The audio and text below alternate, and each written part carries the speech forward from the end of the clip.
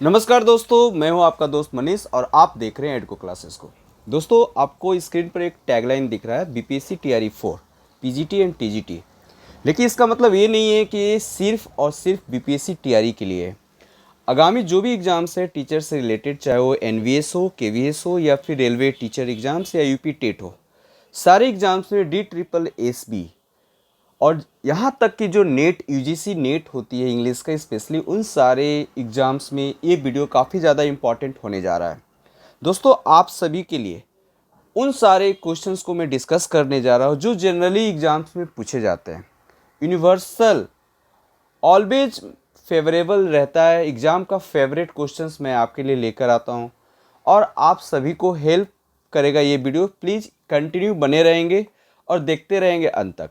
Video पसंद आने पर लाइक ज़रूर कर देंगे वीडियो, और वीडियो को शेयर कीजिए ज़्यादा अपने दोस्तों के बीचों में, क्योंकि शेयरिंग इज केयरिंग। तो बिना डिले किए वीडियो को स्टार्ट करते हैं दोस्तों। तो सबसे पहले हम आपको बात करते हैं क्वेश्चन नंबर फर्स्ट को। Which of the following newspaper magazine was not edited by Khushwant Singh. दोस्तों, आपके स्क्रीन पर जो है कि इसमें से 3 ऐसे न्यूज़पेपर है जो आपको खुशवंत सिंह ने एडिट किया है, लेकिन एक ऐसे न्यूज़पेपर है जो खुशवंत सिंह की लिखी हुई है, उनके द्वारा ये रिपोर्टिंग नहीं है, एडिटेड नहीं है। तो आपको मुझे बताना है कि इसमें से कौन सा न्यूज़पेपर है जो खुशवंत सिंह का नहीं है। तो दोस्तों, आंसर क्या होना चाहिए? चलिए, आप मुझे कमेंट करके कमेंट बॉक्स में भी बता सकते हैं, लेकिन मैं आपको बता दूं, द इंडियन एक्सप्रेस जो है ये खुशवंत सिंह की एडिटेड न्यूज़पेपर नहीं है दोस्तों। लेकिन the Hindustan times, the illustrated weekly off India, the national Herald, ये सभी जो है खुशवंत सिंह ने इन सारे न्यूज़पेपर मैगजीन को एडिटेड किया है दोस्तों। तो इसलिए इंपॉर्टेंट क्वेश्चंस बन जाता है। और ये EMRS में पूछी हुई क्वेश्चन है। EMRS जो एग्जाम्स हुई थी पीजीटी का, उसमें ये पूछा हुआ क्वेश्चन है, तो आप ये देख सकते हैं। चलिए, move on the next question. Next question की तरफ बढ़ते हैं और देखते हैं नेक्स्ट क्वेश्चन। नेक्स्ट क्वेश्चन आपके स्क्रीन पे ये रहा दोस्तों। बता रहा है कि इन द प्ले टेम्पेस्ट, जो प्ले था उसमें Ariel was imprisoned in by the witch साइक्रैक्स।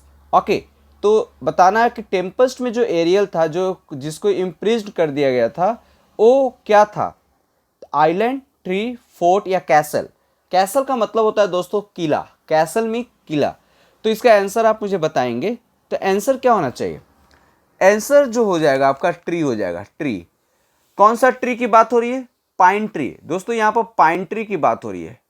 जो आपका प्ले है टेम्पेस्ट, आप मुझे कमेंट करके बताएंगे कि टेम्पेस्ट किसकी लिखी हुई प्ले है। यहाँ पर मैं आपको बता दूं, पाइन ट्री था, ठीक है, पाइन ट्री था। आप मुझे कमेंट करके जरूर बताएंगे कि टेम्पेस्ट किसकी लिखी हुई प्ले है। चलिए, नेक्स्ट क्वेश्चन की तरफ मूव करते हैं और देखते हैं next question. Which Mexican writer wrote the labyrinth of solitude, no more cliches, the bridge, ETC। और ये सारे चीज़ें लिखने के लिए उन्हें नोबेल प्राइज भी दिया गया था लिटरेचर में 1990 में, 1990। तो प्लीज़ टेल मी कि विच मैक्सिकन राइटर, ये जो आपको दिया गया है दोस्तों, ये मैक्सिकन राइटर के नाम पूछ रहा है, और वो कौन से मैक्सिकन राइटर था जिन्हें नोबेल प्राइज़ दिया गया है लिटरेचर के सेक्टर में 1990 में। तो आप मुझे बताएंगे।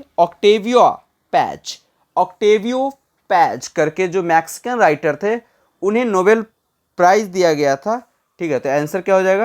Answer is Octavio patch.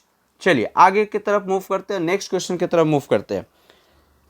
In how many play of Shakespeare does Falstaff appear. दोस्तों, यहां पर बता रहा है कि शेक्सपियर के कितने प्ले में फॉल्स्टैफ को बताया गया है, रिप्रेजेंट किया गया, अपीयर किया गया है। तो दोस्तों, आंसर जो होना चाहिए उसका तीन ऐसे प्ले है शेक्सपियर का, विलियम शेक्सपियर का, जिसमें फॉल्स्टैफ को बताया गया है। जैसे कि सर जॉन फॉल्स्टैफ, इनका पूरा नाम था सर जॉन फॉल्स्टैफ। और ये जो है आपका एक अच्छे कॉम्प्लिकेटेड कैरेक्टर के रूप में शेक्सपियर ने इन्हें रिप्रेजेंट किया, अपीयर्स किया है अपने प्ले में। तो वो प्ले जो था मैं बता देता हूँ आपको नोट डाउन करोगे। हेनरी जो फोर्थ था, हेनरी फोर का कौन सा पार्ट है? तो पार्ट 1, पार्ट 1 जो था उसमें फैलस्टेप करके सर जॉन फैलस्टेप को एक कॉमिक कैरेक्टर के रूप में, एक क्रिटिकल कॉम्प्लेक्स कैरेक्टर के रूप में रिप्रेजेंट किया गया। दूसरा, जब William Shakespeare Henry four part 2, इसी हेनरी फोर पार्ट 2 में भी, ठीक है, पार्ट 2 में भी आपको बताए हैं। तीसरा आपका है the Merry Wives of Windsor, the Merry Wives of Windsor, इसमें भी द फैलस्टेप कैरेक्टर को दिखाया है विलियम शेक्सपियर ने। ओके, तो ध्यान देखेंगे, the Merry Wives of Windsor, okay, Windsor. तो ये 3 ऐसे प्ले है विलियम शेक्सपियर का जिसमें फैलस्टेप को दिखाया है कैरेक्टर के रूप में। वो काफ़ी एक कॉमिक कैरेक्टर के रूप में जाने जाते हैं।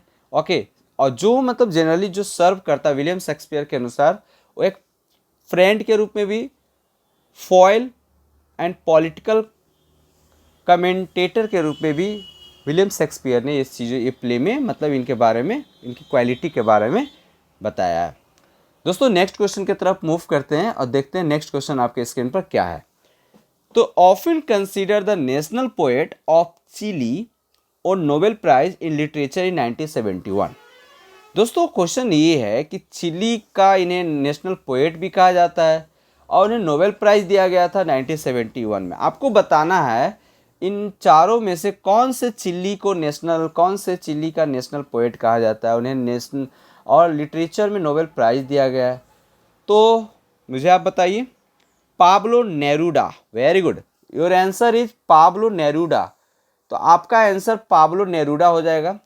Gabriel Garcia Marquez, answer is नहीं होगा। जॉर्ज लुइस बोर्जेस नहीं होगा। इजाबेल एलेंडे नहीं होगा। पाब्लो नेरूडा ये एक मतलब चिली के थे और चिली का नेशनल पोएट की उपाधि इन्हें दी गई थी। ओके, तो इन्हें नोबेल प्राइज भी दी गई है 1971 में। चलिए, पाब्लो नेरूडा का बारे में अगर कुछ डिटेल में कुछ अगर हम आपको बता दें तो पाब्लो नेरूडा का जन्म जो हुआ था दोस्तों, इनके जन्म जो है 12 जुलाई 1904 को हुआ था। ये फर्स्ट इंपॉर्टेंट पॉइंट हो गया। पैरोल में, ठीक है, पैरोल में इनका जन्म हुआ था, इनकी नेटिव प्लेस था। इनकी डेथ जो होती है, डाइड जो होती है दोस्तों 23 सितंबर 1973 को होता है। 1973 को सेंटियागो में होता है। सेंटियागो में इनकी 1973 में डेथ हो जाती है, ठीक है। और जनरली इनकी जो राइटिंग कंटेक्स्ट है वो जनरली आपको चिल्ड्रेन पोएट के रूप में देखने को मिलता है, एक डिप्लोमेट के रूप में देखने को मिलता है, एक पॉलिटिशियन के रूप में देखने को मिलता है। तो आप कह सकते हैं कि Pablo Neruda one of the most famous children writer, diplomat writer, politician कह सकते हैं, ठीक है। और मोस्ट इंपॉर्टेंट इनकी अगर हम बात करें, इनकी राइटिंग जो है लैटिन अमेरिकन पोएट के रूप में जाना जाता है 20th सेंचुरी के। 20th सेंचुरी में one of the most famous Latin American writer. चलिए, और इन्हें नोबेल प्राइज दिया गया था एक पोएट्री के लिए। उस पोएट्री का नाम था the action of elemental force brings alive of continent destiny and dreams. तो ये चीज़ें आप जानेंगे और समझेंगे और नोट डाउन कर लेंगे। ओके, तो नेक्स्ट क्वेश्चन की तरफ मूव करते हैं और देखते हैं next question. Othello, one of the most tragedy play दोस्तों। डेस्डेमोना जो है, जो प्यार में, ओथेलो के प्यार में पड़ जाता है। अब ओथेलो क्या रहता है दोस्तों? Othello is a what? Prince, king, merchant या जनरल। ओथेलो जो है आप पढ़ेंगे विलियम शेक्सपियर का, वो काफ़ी one of the most famous play, tragedy बोला गया है। आपको पता है मैकबेथ, हैमलेट और ओथेलो, ये 3 ऐसे ट्रेजेडी है ओथेलो को, world wide famous tragedy play है दोस्तों। तो ये हमेशा हर एग्जाम्स में ये विलियम शेक्सपियर की ये जो आपकी प्ले है ये पूछी जाती है। तो please don't forget many Bollywood movies made on this novel. Othello पर अगर आप देखेंगे, ओथेलो एक नोवेल है। ओमकारा एक मूवी है दोस्तों, बॉलीवुड मूवी। उस मूवी का ओथेलो बेस्ड ओथेलो पर बनाई गई है। आप देख सकते हो उसमें सैफ अली खान, अजय देवगन करके बहुत सारे आप देख सकते हैं उसको जाकर, ठीक है। ओमकारा ओके। तो जनरल ओथेलो जो है एक जनरल रहता है दोस्तों, ओके। और वो जनरल उसका पोस्ट जनरल का पोस्ट रहता है। और डेस्डेमोना जो है उसके लव में, उसके प्यार में, पता है ओथेलो खूबसूरत नहीं रहता है, हैंडसम नहीं रहता है दोस्तों। ओथेलो एक ब्लैक रहता है, काला रहता है देखने में, लेकिन कहा जाता है ना, ऐसे भी कहा जाता है कि आदमी की सीरत से नहीं, you don't love by the face, you love by the heart. Okay, तो उसकी हार्ट, दिल और बहुत सारी चीज़ें होती है। Okay, because the beautiness faded in a short time, और कुछ ही समय में क्या हो जाता है कि ब्यूटी जो होता है वो फेड हो जाती है, मुरझा जाती है।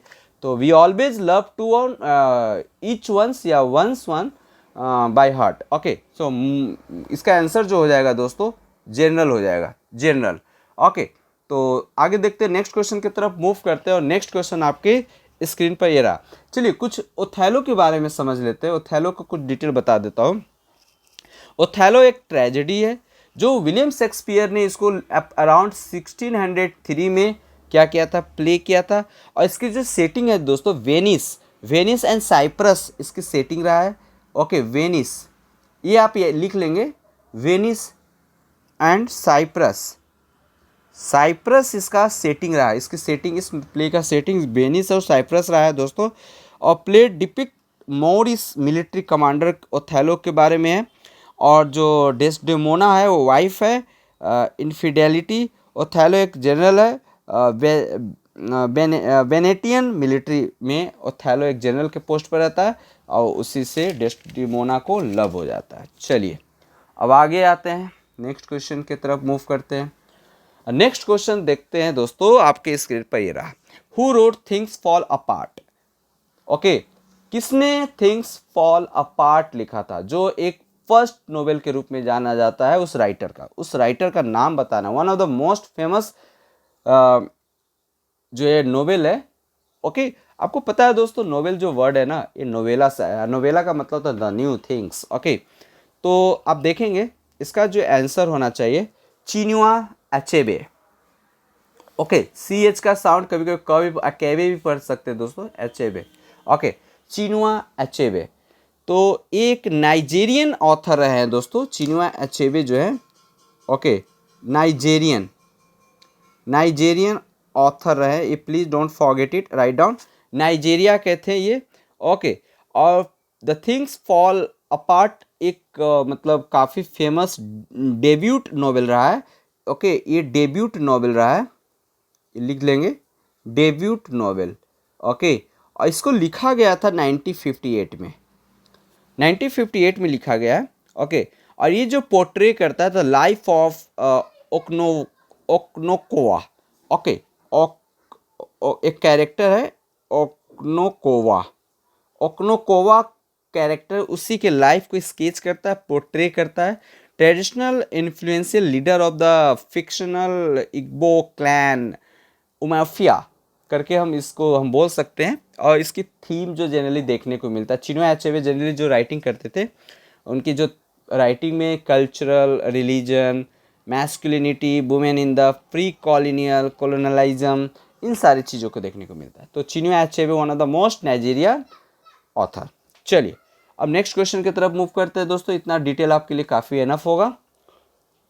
विच novel of Hemingway describe how perseverance and dignity can help one battle through the struggle of life।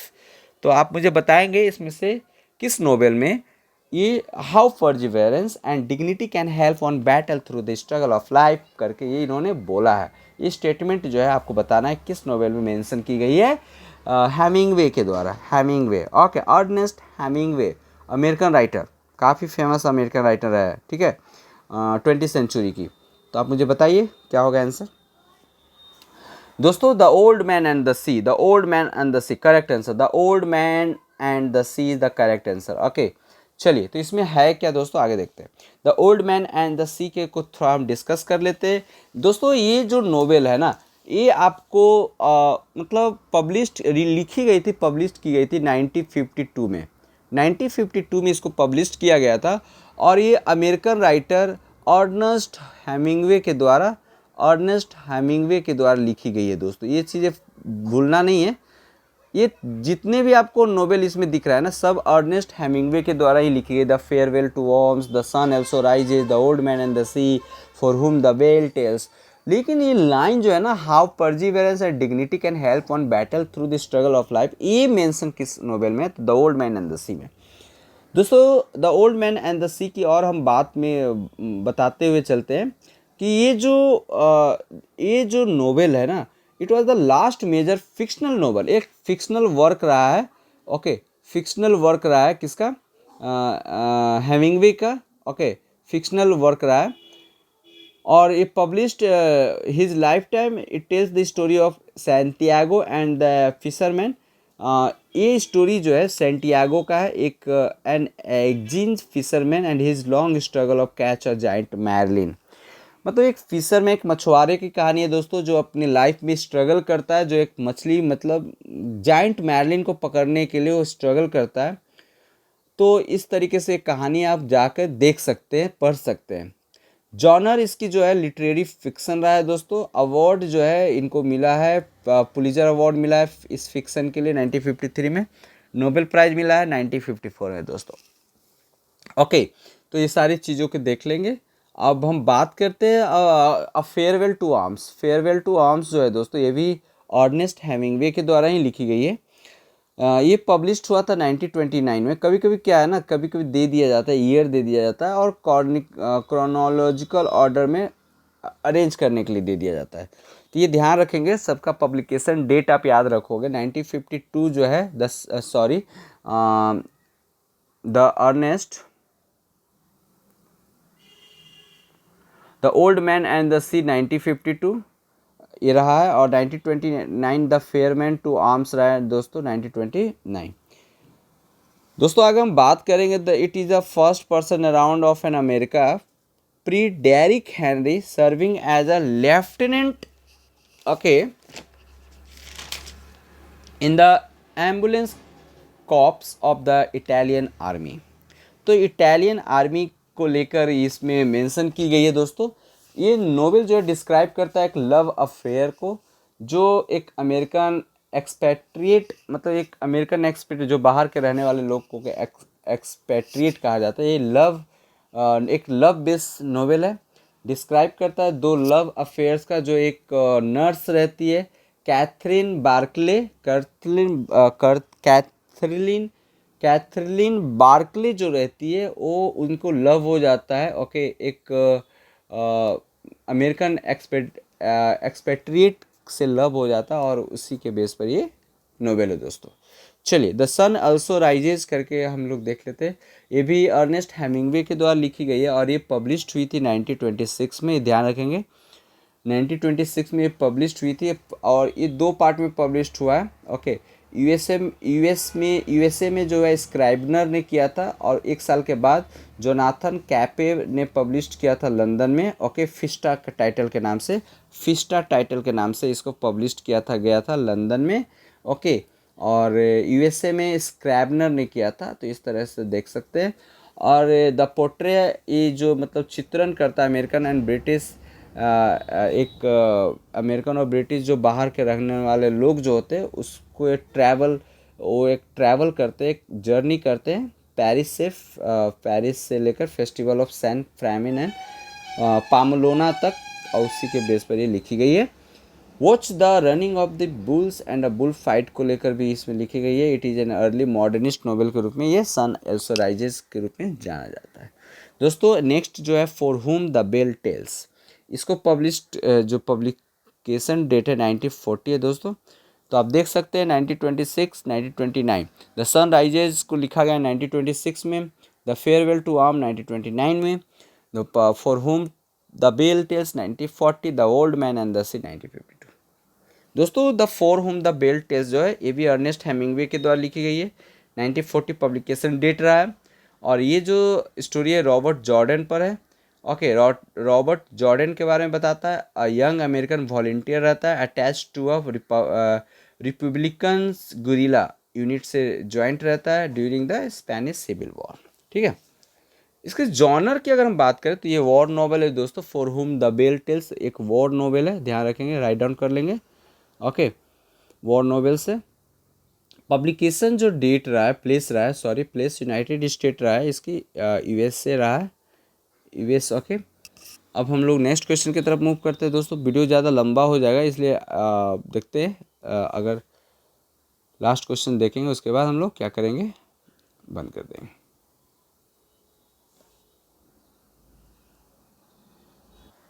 दोस्तों द लास्ट क्वेश्चन, आज की वीडियो के लास्ट क्वेश्चन पे हम लोग पहुंच चुके हैं। The quality of mercy is not the strength is the opening line of speech delivered by in the merchant of Venice. तो आप मुझे बताएंगे ये जेसिका बेसानियो, पोर्शिया एंड पर्डिटा, इसमें से एक कैरेक्टर नहीं है, बाकी सब मर्चेंट ऑफ वेनिस का कैरेक्टर है, पोर्शिया। ओके, तो इसमें मर्चेंट ऑफ वेनिस जो है दोस्तों किसकी द्वारा लिखी गई है आप बता सकते हैं, विलियम शेक्सपियर के द्वारा लिखी गई है। Okay, the merchant of Venice.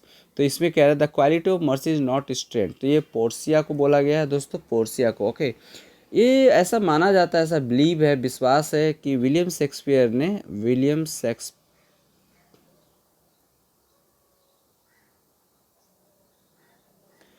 Shakespeare जो है दोस्तों, ये इनका मानना है कि ये नोबेल जो है 1596 जो है और 1598 के बीच में लिखी गई है, ऐसा मानना है इन ये प्ले। ओके दोस्त, और इसमें जो कैरेक्टर है Antonio, Shylock, Portia, Bassanio, Jessica. Okay, ये फर्स्ट फोलियो सीरीज है दोस्तों, जॉनर शेक्सपियर्स कॉमेडी है, एक प्रकार का जो मर्चेंट ऑफ वेनिस कॉमेडी है, सेटिंग वेनिस में रखा गया है दोस्तों, ये शेक्सपियरियन कॉमेडी के रूप में ये जाना जाता है। और वेनिस इसकी सेटिंग रही है, 16th सेंचुरी सेटिंग रही है। चलिए हम लोग देखते हैं दोस्तों, यहाँ तक कंप्लीट हो गया है। ये वीडियो आपके लिए काफ़ी ज़्यादा हेल्पफुल रहेगा, फ्रूटफुल रहेगा, आप देखेंगे इस वीडियो को और दोस्तों के साथ शेयर करेंगे। फिर नेक्स्ट वीडियो के साथ मिलते हैं, तब तक अपनी तैयारी जारी रखिए। जय हिंद दोस्तों।